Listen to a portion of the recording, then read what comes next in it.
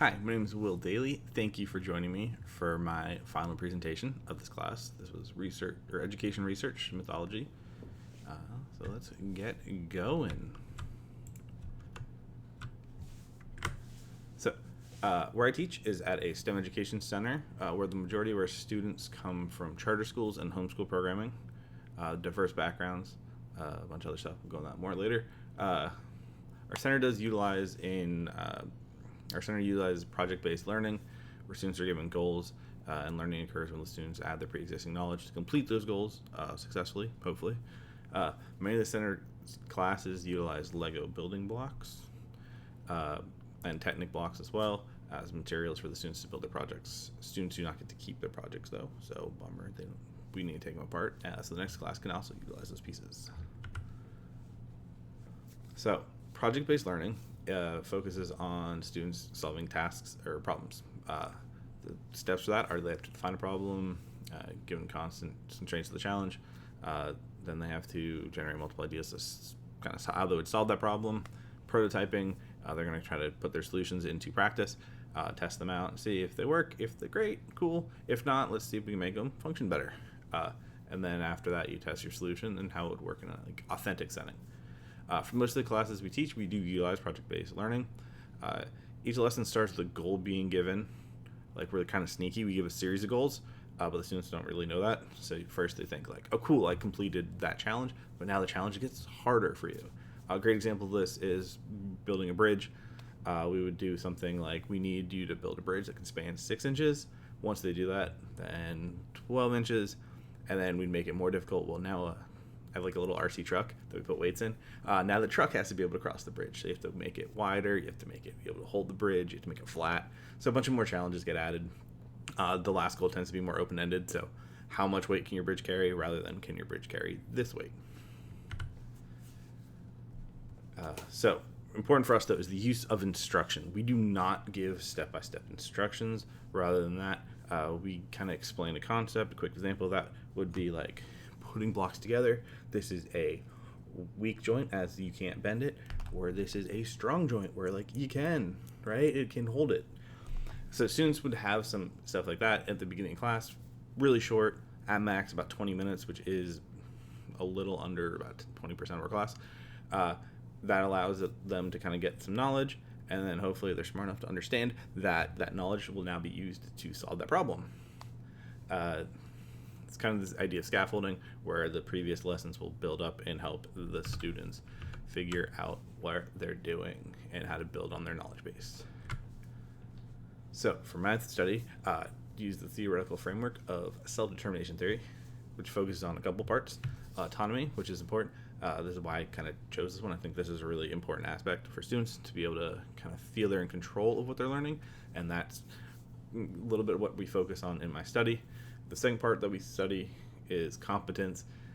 So basically, students have to have the knowledge and the drive to develop mastery of the subject. That has to be important to them. And then relatedness in this is people's need to kind of work as a community and function in a setting with others. And that will help. We don't look too much into that one, though, in my study. So for my research question, focuses on finding this balance. So my question actually was, what is the proper amount of instructions for students to be engaged in the design process without stifling their creativity? The goal for this research is to find kind of that balance between giving students enough information that they have enough competence to complete their design and kind of what they envision, without giving them too much where it affects their autonomy. I'll see this in sometimes where I give examples and like I'll physically have a built example for the students. And at the end of class, I have 10 copies of that same example. So we're trying to avoid that and trying to see a variety of answers from different students and different kind of creative solutions. In order to kind of develop my research, I checked out a couple different articles. One of the good ones I found that helped was using self-determination theory approach to understand students' perceptions of inquiry-based learning. Another one was constructing fun self-determination and learning at an after-school design lab. Also, to help a little bit, there's a study I read. It wasn't necessarily a study, it was more of an article, which is Putting Students on the Path of Learning, which focuses a lot more just on the benefits of step-by-step instructions, because if you can tell, I'm not a huge fan of that, so I was kind of trying to learn that thinking and how to approach that to form questions that were neutral. Constructing Fun looked at the study of a single student over a 2-hour course, where using self-determination theory looked at many 60 or so students. The number actually changes in their study across 13 different lab sessions, so a bit different in their approach. They both focus on using self-determination theory. It was helpful though, because inquiry-based learning is similar to the approach of project-based learning, but it kind of focuses on how can these labs be more inquiry-based, and how can they inspire that. And I was using that as my inspiration for how can that help them be more focused on their own ideas and their creativity. All right, so for my methods, I conducted a survey.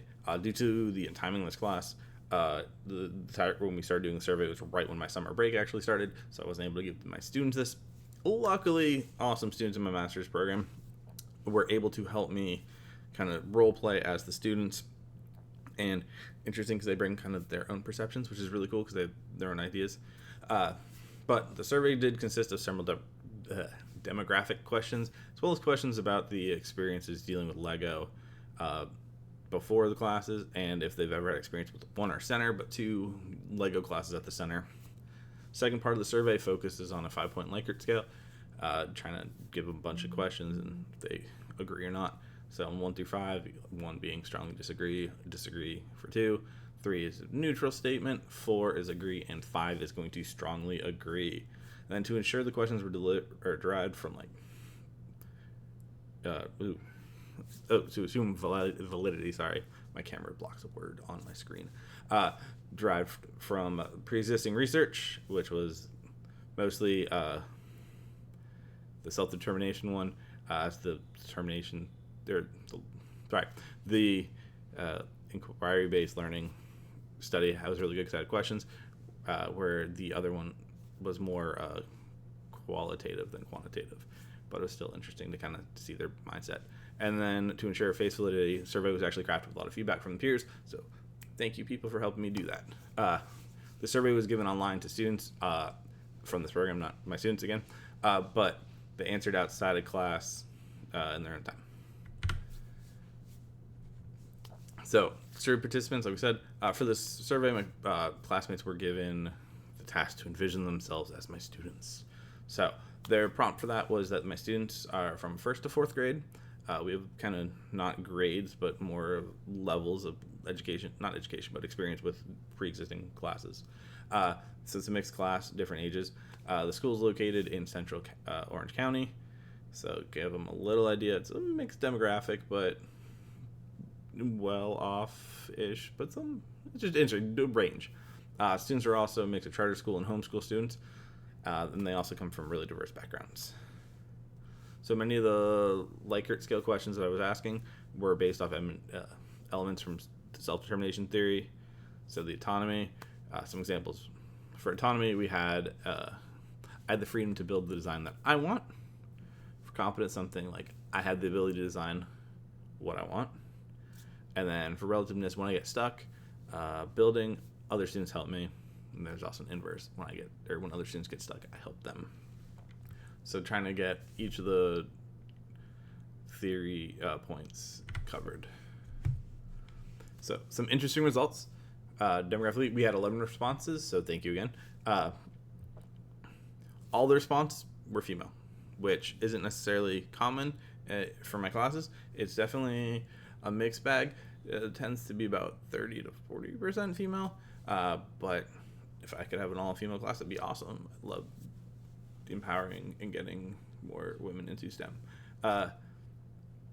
So this is also the first class that any of them had at the center, and Lego based too. So they're kind of coming in with a fresh set of eyes that have never experienced this before. And then only about half of those respondents had any experience building Lego in their own time either. These are important notes because they might have not had pre-existing experience with the step-by-step instructions, or that we don't offer step-by-step instructions. So their experiences were kind of fresh going into this. They might not have like the framework already built up that we're going to go to. We'll talk more about that later. Some of the conclusions we were able to draw is that students would prefer to have instructions. Of all the students, so 11 of the students surveyed, 82% said they would prefer to have instructions when working on a project, and 18% were kind of neutral. So no students said that they would prefer to have no instructions.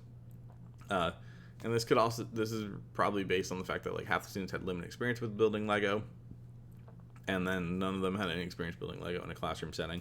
It's intimidating to go through and kind of all of a sudden have a bunch of parts in front of you and say go. So if you look at the chart here, you will notice everything's to the right there. So a little tick in neutral, but for the most part, everyone was over on agree or strongly agree. While following instructions, some students feel that they can also still be creative. And this is, again, one of the important parts of this survey. So step-by-step instructions offer students guidance, but can sometimes stifle their creativity. 18% of responders felt that by following instructions, they could not incorporate their own ideas. So that's locking those out of being creative. Another 18% felt neutral about it, but 63% said that they could actually incorporate their own ideas with instructions, which is kind of interesting to me. All right. The urge to give up. So one of the big focuses is what makes students feel like they need to give up, where would they need help, and that kind of thing. One of the big ones that we had response is that students didn't really feel like they'd give up, which I guess is a great feeling. But when asked, when I get stuck building, I want to give up. 63% of the students disagreed with that statement. Only 27 felt neutral, and only one lonely 9% agreed with that statement.